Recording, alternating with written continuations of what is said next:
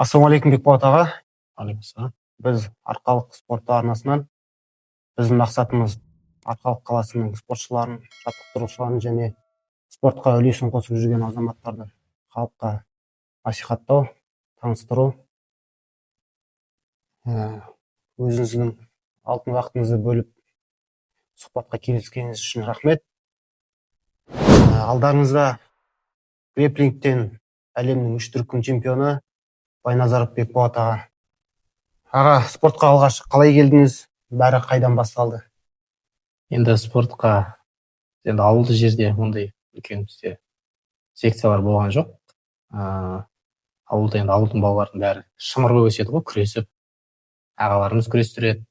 Сондықтан ауылда жүрген балалардың қай-қайсысы спортқа дайын, спортқа икемді болады деп ойлаймын. Спортқа ең бірінші сол 10 оқып жүргенде екен, 9 оқып жүргенде екен, Қарбозов Мейрамбек деген жігіт болды, ауылға практикаға келген. Ол кісі осы біздің Қайрат спорт кешенінде Сарбаев Абай ағамыз бар ғой, дзюдо күресінің жаттықтырушысы. Сол кісінің шәкірті болған, сол кісі келіп ауылда 3 айдай сол практика болды. Практикада болғанда сол күрес секциясын ашты. Сол кісіге 3 ай қатыстым. Енді ол жерде бір жарты қатты үйрендім деп айта алмаймыз енді 3 айда. Тем более ауылды жерде күнде жаттығу жасай алмайсың.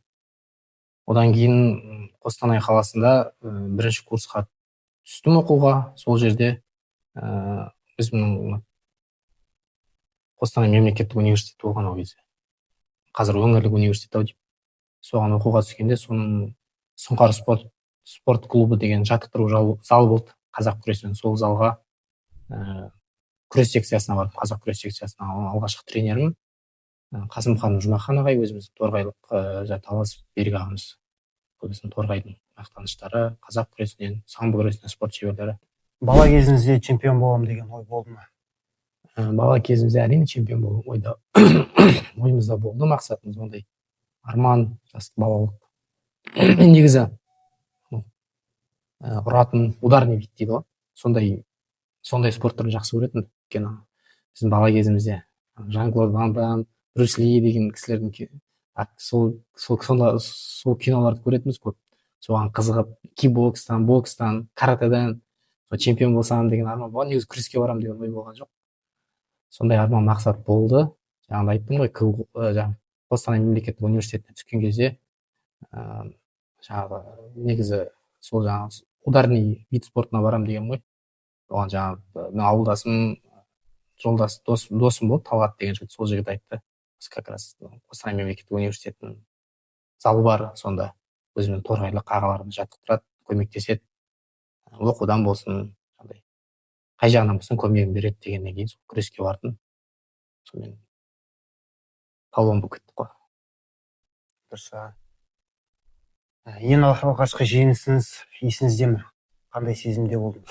Ең алғашқы жеңісте онда чемпион болған жоқпын, бірақ ең алғашқы осы күреске қатысқаннан кейін 2 айдан мен 3 айдың көлемінде 3-ші орын алдым. Өзім Қостанай қаласының арасында жарыс болды қазақ күресінен. Әлі күнге шейін есімде, Қостанай педагогикалық институты.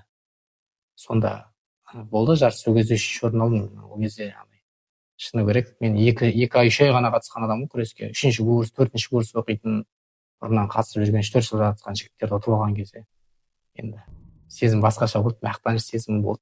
Сол кезде уже мақсат болды менде. Осы қазақ күресінен енді әлем чемпионы болмасам да спорт шебері боламын деген сияқты.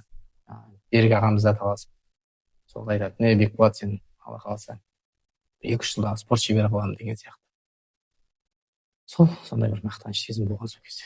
Әлем чемпионы болған сәттегі сезіміңіз?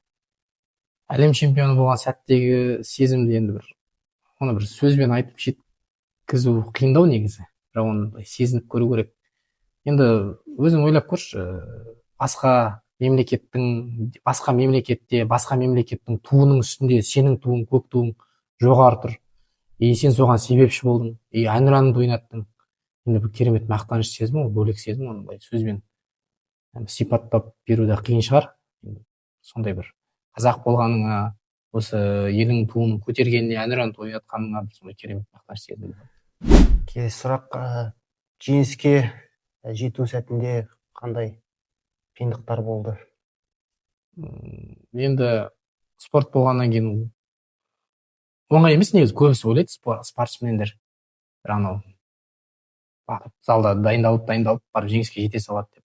Ол спорт болғаннан кейін оның көп нәрселер болады, психологиялық тұрғыдан болады, жарақат аласың. Мысалы өз басымда болды.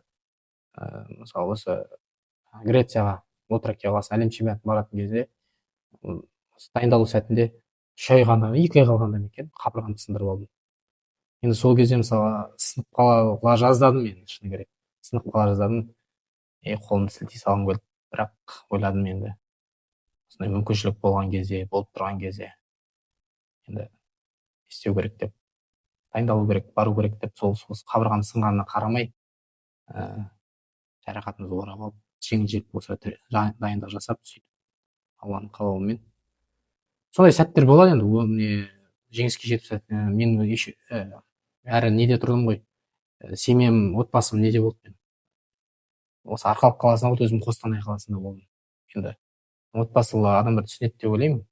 Отбасың басқа жақта болған, өзің басқа жақта болып дайындалу енді оңай шаруа емес. Психологиялық тұрғыдан болсын, жаңағы тамақтану жағы болсын, өте қиын да ол.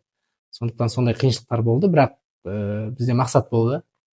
Мақсат болғаннан кейін қиыншылықтарға сынған жоқ, Алланың қалауымен сол жарысқа барып еліміздің көк туын желбіреттік. Талантыңыз ба, әлде еңбегіңіз бе, қайсысы көбірек көмектесті?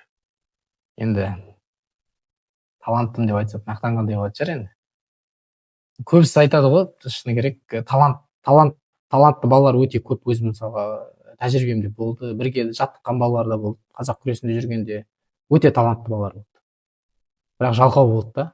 Олар бір сондай бір нәтижеге жетті, әрі кетсе бір облыстың чемпионы болды, Қазақстанда жүлдегер болды, бірақ одан әрі аса алмады да олар. Бірақ талантты спортшылар болды. Одан арғай уже ол жерде талант қатты рөл ойнайды деп ойламаймын. Арғай жаңағыдай еңбекқорлық, табандылық керек. Сол мақсатқа жету үшін, жеңіске жету үшін таланттан бұрын еңбекқорлық деп ойлаймын, еңбек нәтижесі. Жеңілген сәттер болды ғой, сол кезде қалай қайта тұрып, неден күш алдыңыз? Енді спорт болғасын, ол жеңу деген ол болады міндетті түрде. Ондай сәттер болды, бірақ енді ондай сәттерде қолымды түсіріп, еңсемді түсірдім деп айта алмаймын. Ондай сәтте сол не себеп, өкініш болады енді. Өйткені бүйтсем, былай істесем жеңуге болатын еді, мына істі жасағанда ұтатын едім деген сияқты ондай кейін өкініштер болады. Бірақ сол өкініш, жаңағы қателіктерден сабақ алып, сол қателіктерді түзеп, сол қателіктермен жұмыс істеп, сосын арғай дайындықты жалғастырып. Грэпплинг спорт түрінің басқа спорт түрлерінен ерекшелігі қандай? Енді грэпплинг спорт түрі енді бізге көбісі, әсіресе Арқалық қаласынан, жалпы Қазақстанда бұл танымал болып жатыр. Танымал болмауы мүмкін. Бұл спорт түрі грэпплинг, жалпы джиу-джитсу екеуі ұқсас қой. Екеуі бір спорт түрі айтса да болады. Басқа күрестен ерекшелігі бұл күрестің, бұл күресте басқа күрес түрлерінің жиынтығы ғой бұл күрес. Бұл күресте ауырту әдісі, тұншықтыру әдісі, қылқындыру, сондай әдістер қолданады. Көп күрес түрлеріне дәстүрлі, мысалға дзюдо күресі болсын, самбо күресі болсын, еркін күрес, грек-рим күресі болсын, оларда мысалға жерге құлатқаннан кейін бір уақыттан кейін бір өзінің уақыты болады, тұрғызып жібереді деген сияқты. Бұл күресте ондай жоқ. Бұл құладың ба жерге, алай күрес, көбісі күрестің көп бөлігі жерде жалғасады. Қылқындыру, айттым ғой, қолға, аяққа ауырту әдістерін қолданып. Сондықтан бұл күрес түрі ережесіз күрес деп айтса да болады. Ережесіз күрес. Қазір осы жақында шықты, YouTube арнасынан қарасаңыздар болады. Намат реслинг деген барлық біздің Қазақстанда өткізді, барлық күрес түрлерін біріктіріп, ережесіз күрес түрін өткізді. Сол кезде бұл күрес түрінен бірінші, екінші, үшінші орын алған көбісі спортшылар, жаңа грэплингтің, жаңағы ММА-дің, джиу-джитсудың шеберлері да. Олардың салмақтары өздерінен бірнеше есе ауыр, сондай басқа күрес түрлерінің чемпиондарын жеңді. Бұл күрестің жаңағы арсеналы үлкен, әдіс айласы көп бұл күрестің. Сонысымен ерекшеленеді. Сосын бұл күрес мынау ММА жекпе-жек, жекпе-жек деп айтамыз ғой. Сол спорт түріне өте қажет. Өйткені бұл грэплингсіз жаңағы жекпе-жек ММА спорт түрімен шығу мүмкін емес. Бұл спорт сондықтан қатты әлемде болсын, Қазақстанда осы өте жақсы дамып келе жатыр. Мынау әлеуметтік желіден қарасаңыздар, голливудтық актерлар, танымал жаңағы Билл Гейтс дей ма, сондай танымал бай, миллиардер, сондай кісілердің өзі қазір осы спорт түрімен айналысып жатыр. Өте танымал болып келе жатыр бұл спорт түрі. Қазақстанда осы грэплинг, сосын джиу-джитсу түрінен, спорт түрінен ең танымал әлемдік деңгейде қай спортшыны айтар едіңіз нөмір 1? Енді бізде грэплинг, джиу-джитсу спорттың түрі өте қазір жақсы қарқын дамып жатыр. Енді бұл спорт түрінен қазір әзірге бірінші нөмірлі болып тұрған бразилиялық спортшылар ғой, сосын америкалық спортшылар. Қазақстанда енді қазақстандық сол спортшылардың ішінен айтайын дегенім, енді бізде көп енді ондай спортшылар. Мен өзімнің жаттықтырушым бар, Құсайынов Рамазан деген жігіт. Сол кісі мысалы, ол кісі өте танымал Қазақстанда. Содан кейін көп ондай Руслан Исраилов деген, осы жаңа Номад Фреслингта не болған, жеңімпаз болған, екінші орын алған. Сосын жаңа ММА шебері, ол кісі де жаңа грэплинг, джиу-джитсу күреседі тоже. Азамат Бақытов. Сол жігіт өте мықты жігіт. Номад Фреслинг 2 рет жеңімпаз болды. Ол жігіт жаңа джиу-джитсудан қара белбеу иегері, грэплингтен әлем чемпионы ма екен, әлде жүлдегері ме екен, өте мықты спортшы. ММА-дан жеңілісі жоқ спортшы. Сол спортшыларды айтуға болады. Жастарда бар қазір. Айта берсе көп негізі. Енді ойыма түскен айтып жатырмын да. Мысалы, қостанайлық тоже Адлан Мадаев деген жігіт бар. Әлем чемпионы, әлем кубогының Азияның жеңімпазы, өте мықты спортшы қазіргі таңда. Мақсат, енді жерлесім болғасын, өзім бірге командалас болғасын соларды айтып жатырмын. Төленді Мақсат деген жас жігіт бар бауырымыз.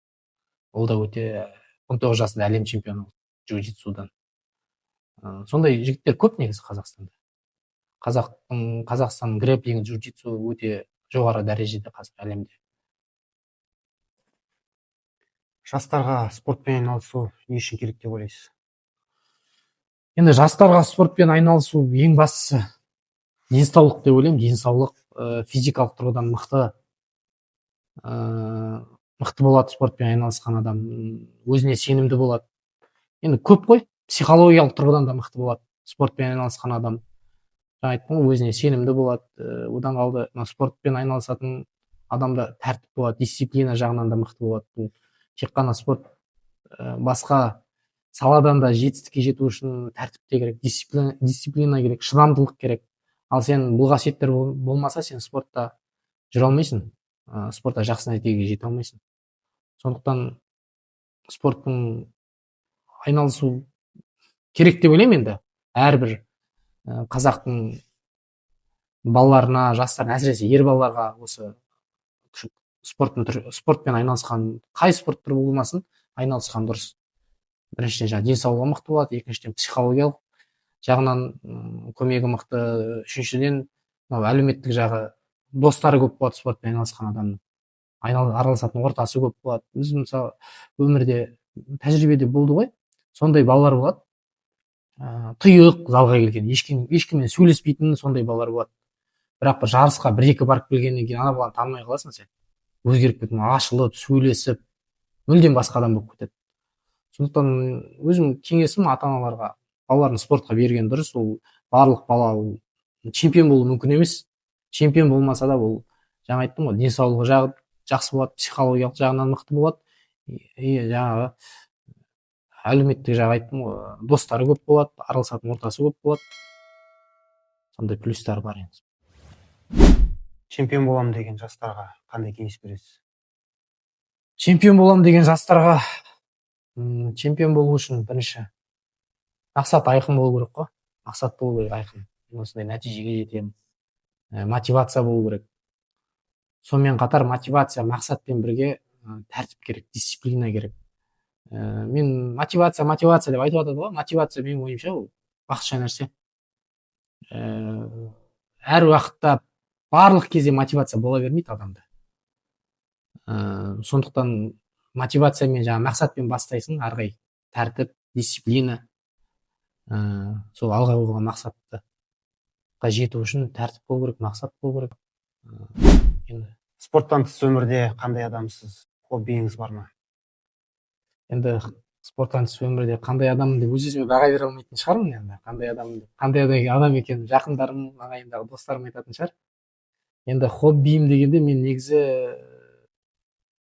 салам негізі не? Атқа міну. Иә, атқа мінген жақсы көреміз, балыққа шыққан жақсы көремін. Негізі мен мамандығым, негізі кәсібім мен жасап отқан, нан тауып отқан кәсібім спорт емес, негізі. Өзім мынау жиһаз жасаумен айналысам. Енді спортты негізі хоббиім деп айтсам болады да. Жұмыстан тыс уақытымда, босаған кезде жұмыстан тыс уақытымда хоббиім сол спорт қой. Енді арасында атқа мініп тұрамыз, ауылға барып демалып, атқа мініп, балық аулап, сондай бар. Негізі хоббиім мен спорт. Керемет. Алдағы үлкен мақсатыңыз қандай? Спортқа өзіңіз қандай үлес қоса аламын деп ойлайсыз? Енді спортқа осы мақсатым осы қалада айттым ғой, жаңадан келіп жатқан спорт түрі деп, грэпплинг, джиу-джитсу, сол спортты дамыту. Бұл спорт жаңа кез келген жастағы адамға келе береді. Кіші жастағы болсын, үлкен жастағы болсын. Енді біздің ең бірінші мақсатымыз спортымен ғой. Осы спорт арқылы жақсы жастар тәрбиелесек, еліне, халқына жаны ашитын, ата-анасын құрметтейтін. Негізі мақсат сол ғой. Анау Мұстафа Өзтүрік ағамыз айтады ғой, чемпион болу оңай, адам болу қиын деп. Біздің мақсатымыз адам болатын жастар тәрбиелеу спорт арқылы. Келешек ұрпақ жастардың қолында дейсіз ғой. Иә, келешек ұрпақ жастардың қолында ғой жастар. Қазіргі жастардың спортқа деген көзқарасын қалай бағалайсыз? Қазір жастардың спортқа көзқарасын екі түрлі бағалай аламын. Бір позитивті жағы да бар, негативті жағы да бар да. Позитивті жағы қазір жастарды байқаймыз, фитнесқа барады, жүгіріп жүреді, кроссфит дейді қазір. Қазір мүмкіншілік те көп қой, залдар көп. Қазір фитнесқа барам десе де, спорттың қай түріне барам десе, көшеде футбол ойнап жүрген жастарды көреміз. Қазір мынау алаңдар көп, кез келген алаңда жаңа футбол ойнайтын мүмкіншіліктер бар, волейбол ойнайтын мүмкіншіліктер. Бұл позитивті жағы. Енді негативті жақты жастар, енді өздеріңіз де білесіздер, қазір әлеуметтік желі ғой қазіргі проблема. Көп жастар әлеуметтік желіде таңертеңнен кешке шейін осы телефонның қолына алып жатады. Сол жағы. Осы екі түрлі қараймын да. Позитивті жағы да бар, негативті жағы да бар. Бұрын көп қойылатын сұрақтардың бірі еді осы. Боксер жеңе ме әлде борец жеңе ме деген. Соған өзіңіздің жауабыңыз. Енді бұл баяғыдан келе жатқан не ғой. Боксер жеңе ме? Боксер айтады, боксер мықты дейді. Палуан айтады, борец, борец мықты дейді. Енді бұл жерде орта бүйірде ММА ғой, жекпе-жек. Ол мен ойлаймын, ол спорттың түрінен емес, ол адамға байланысты біріншіден. Екіншіден, бұны дәлелдейтін жер октагон, клетканың іші ғой, сол жерге дәлелдейді, қай спорт мықты екенін, өзіңнің мықты екенін, нағыз ортасы сол ММА спорт түрі деп ойлаймын. Бұлай боксер мықты, борец мықты деп айта алмаймын. 50-50. Спорттың адамға беретін ең үлкен сыйы не деп ойлайсыз? Спорттың жаңағы айтып кеттім ғой, спортқа ең адамға беретін сыйы бұл денсаулық қой, денсаулық. Физикалық мықты адам, былай айтқанда, психологиялық жағынан да мықты болады, стресске де мықты болады деп ойлаймын. өйткені адам сенімділік, спортпен айналысқан адам өз өзіне сенімді болады. Тәртіп, дисциплина, тәртіпсіз, дисциплинасыз спортта бір нәтижеге жету мүмкін емес ол. Бауыржан момышұлы атамыз айтады ғой, тәртіпке бағынған құл болмайды деп. Сондықтан бұл спортта тәртіп, дисциплина өте маңызды. Сол беретін басқа салада да жетістікке жету үшін сол нәрсе керек та, тәртіп керек, дисциплина керек, табандылық керек. Сондықтан спорт сол нәрсеге үйретеді да. Болашақ жастардың қандай болғанын қалайсыз? Болашақ жастардың ең бірінші білім, ғылымға ұмтылғанын қалаймын. Білім ең бастысы. Білімді, ғылым, енді спортшымыз ғой, бірақ менің өзімнің ойымша білім спорттан да жоғары тұрады. Сондықтан болашақ білімді болған, яғни спортта болсақ, денсаулығы мықты болған, спортпен айналысқандардың, және де мынау патриот болған, отанын, елін, және де тілін, дінін құрметтейтін, ата-анасын құрметтейтін патриот болғанын қалаймын. Сосын еңбек сүйгіш болғанын қалаймын. Еңбек сүйгіш. Мынау Ахмет Байтұрсынов атамыздың сөзі бар ғой. Бай болуымыз керек, білімді болуымыз керек, бай болуымыз керек, және күшті болуымыз керек дейді ғой. Сондықтан білімді болу үшін оқу керек, бай болу үшін кәсіп қылу керек, күшті болу үшін бірлік керек дейді ғой. Сондықтан біздің жалпы жастар болсын, жалпы қазақтардың бір-біріне бауырмал болғанын қалаймын. Бір-бірін өсиетін елдің баласы бір-бірін батыр бір өспейтін елдің баласы бірінің қатын дейді ғой. Сол айтқандай өсиетін біріміздің жақсымызды асырып, жаманымызды жасырып отыратын бауырмал болсақ, болашақ жастарда сондай болсақ, өте жақсы болады да. Біз тарихта да бар ғой, біз қазақ шыны керек, біз біреумен жаумен соғысып, бетпе-бет жаумен соғыста жеңілген жоқпыз. Біз бір-бірімізді көре алмай, бір-бірімізді бірлігіміз тайып, алаштықтарды да біріміз көрсетіп бердік. Мысалы, өзіміздің қазағымызда көрсетіп берген. Болашақта тарих деген негізі жай нәрсе емес, тарихты білуіміз керек, тарихтан сабақ алуымыз керек қой. Осы тарихтан сабақ алып, жастарымыз бірлігі мықты, білімді, күшті патриот болса. Бекболат аға, уақыт бөліп сұхбат бергеніңізге көп рахмет. Сіздерге де көп рахмет, осылай залымызға келіп, бізден сұхбат алып жатқандарыңызға Алла разы болсын. Жолыққанша.